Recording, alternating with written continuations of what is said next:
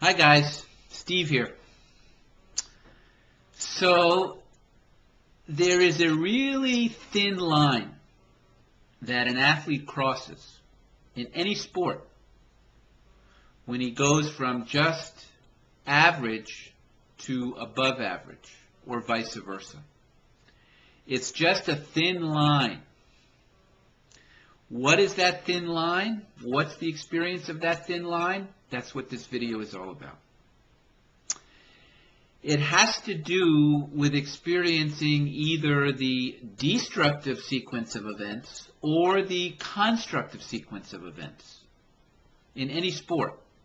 Doesn't matter what sport it is. The constructive, actually, let's start with the destructive. The destructive sequence of events is an athlete, pitcher or hitter, overly anticipates an action that has not yet occurred. Key word is overly, because he has to anticipate somewhat the action, or else he won't be able to react. Key word is overly. When he overly anticipates an action that has not yet occurred, then by definition, whether he wants to or he doesn't, he distorts time in the gap. He distorts time in that space before the action starts. When time is distorted, then the subtle fast twitch muscles shut down. And the grosser, bulkier muscles take over, and then the motion is less than fluid, effortless, and powerful. Now, whether one believes this or doesn't believe it, this is how the muscles operate. The muscles have an operating system. You can't will them to be producing effortless motion unless you understand the operating system. And one of the keys to the operating system are these destructive and constructive sequence of events. Now, let's go to the positive side. The constructive sequence of events. The constructive sequence of events for an athlete in any sport is that he does not overly anticipate an action that has not yet occurred. Because he has not overly anticipated an action that has not yet occurred, he does not distort time in the gap. And because he does not distort time in the gap, the fast twitch muscles have to fire. They don't have a choice. They do it on automatic. And then when the fast twitch muscles start firing, then the motion becomes fluid, powerful, and effortless, and easy to repeat. Now, in both of these constructive and destructive sequence of events, the key element is the experience of time. Ultimately, it's the experience of time which controls the muscles. Now, it's so evident when you go into postseason play how this pans out and how this plays out. You know, the Philadelphia Phillies were 0 for 32 with runners in scoring position for the first two games.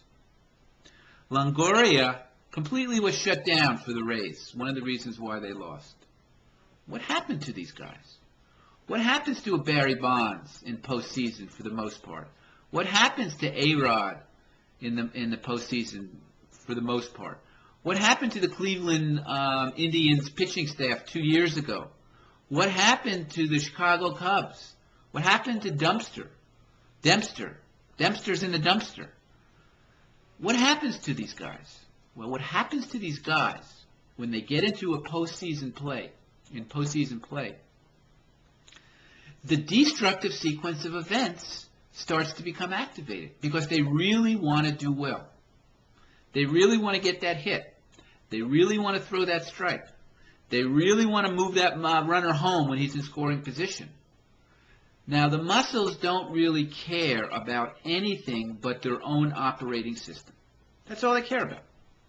They don't care about if your contract's coming up. They don't care about if you did this 50 times before in the same situation. They don't care about what the fans are thinking. They have their operating system, the operating system of the muscles. And the operating system of the muscles has to do with these two sequence of events.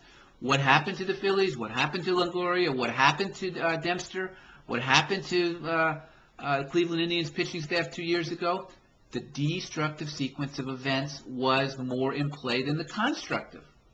They were overly anticipating an action that had not yet occurred. They were overly anticipating throwing a strike before that ball was released from their fingers. It doesn't matter whether they were 20-2 over the regular season. The muscles don't care about that. They don't live in nostalgic land. They don't live in memory land. They live in the reality of the situation as it exists right then and there. It has to do with execution. Because they overly anticipated an action that had not yet occurred, time was distorted in the gap, little wrinkle there. Because time was distorted, ultimately it's the experience of time which controls the muscles. This is the great secret of perfect mind, perfect motion sports, PM sports. Time controls the muscles. So time was distorted, subtle muscles shut down, ball is coming off their fingertips, and there's not a lot of feeling in the fingertips. Not like Johnny Schmoltz when he throws a ball, or Glavine, or any of those guys, where there's such subtle feelings in their fingertips.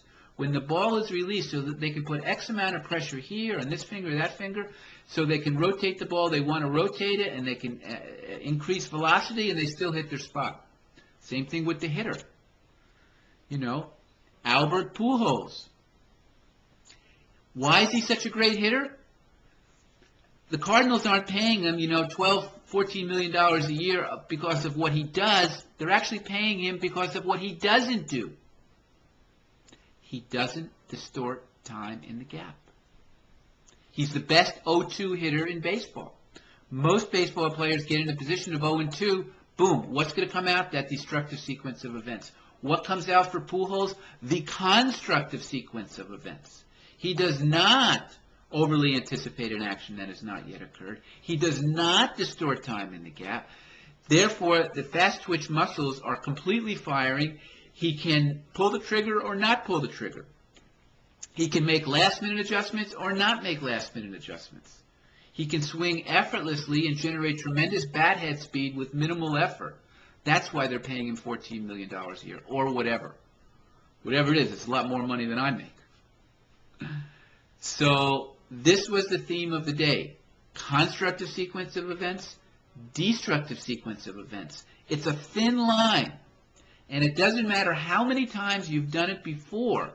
The muscles don't care about past history. They care about being able to execute that day. It's like a fresh white piece of paper every time you're pitching or every time you're at bat. You can have a feeling of confidence. You want that feeling of confidence, but you better experience the constructive sequence of events and not give lip service to it, but actually experience it, because that's what will get the job done. Okay, guys, from the chilly plains and cornfields of Iowa, wherever you are, somewhere in California, Arizona, I send you my best. We'll catch you later.